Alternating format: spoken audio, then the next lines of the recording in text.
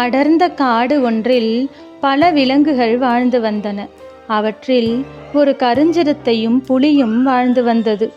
அந்த புலிக்கு கருஞ்சிறுத்தையை கண்டாலே பிடிக்காது.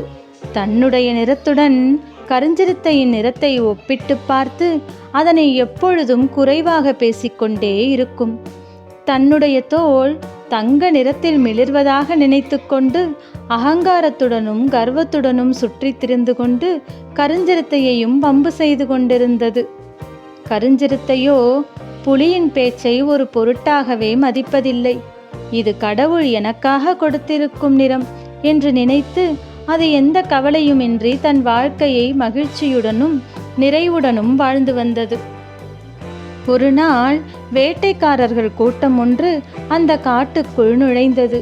சிறிய மிருகங்களிலிருந்து பெரிய பெரிய காட்டு மிருகங்கள் வரை எல்லா மிருகங்களையும் பிடித்து கூண்டில் அடைத்து வைத்தார்கள். கூண்டில் அடைபட்ட மிருகங்கள் அனைத்தும் யாராவது வந்து நம்மை காப்பாற்ற மாட்டார்களா என்று வருத்தப்பட்டு கொண்டிருந்தன.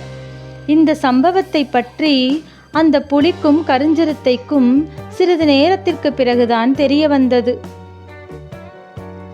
சிறிதும் தாமதிக்காமல் உடனே இரண்டும் கூண்டில் அடைபட்ட விலங்குகளை காப்பாற்றுவதற்காக புறப்பட்டன.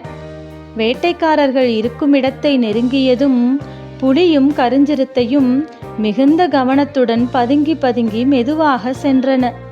இருந்தாலும் மரத்தின் மேல் அமர்ந்து நோட்டம் விட்டு கொண்டிருந்த ஒரு வேட்டைக்காரன் புலியை பார்த்து விட்டான்.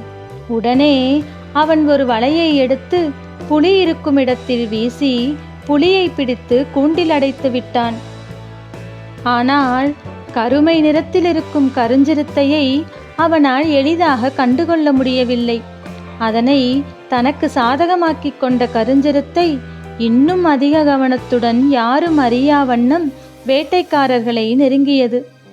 திடீரென்று நெருங்கிய கருஞ்சிறுத்தையை கண்டதும் வேட்டைக்காரர்கள் அனைவரும் பிடித்து வைத்திருந்த விலங்குகள் அனைத்தையும் விட்டுவிட்டு தங்கள் உயிரை காத்து கொள்ள அங்கிருந்து தப்பித்து சென்றனர்.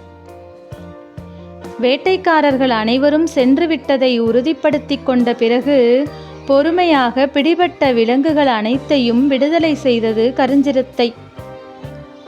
இது நாள் வரை தோல் நிறத்திற்கு முக்கியத்துவம் கொடுத்து மற்றவர்களை குறைவாக பேசி வந்ததை எண்ணி மனம் வருந்தியது புலி. கருஞ்சிறுத்தையிடம் சென்று தான் நடந்து கொண்ட விதத்திற்காக மனதார மன்னிப்பு கேட்டது அந்த புலி. அதன் பிறகு இருவரும் எந்த பேதமுமின்றி நண்பர்களாக ஒற்றுமையாக மகிழ்ச்சியுடன் வாழ்ந்தனர்.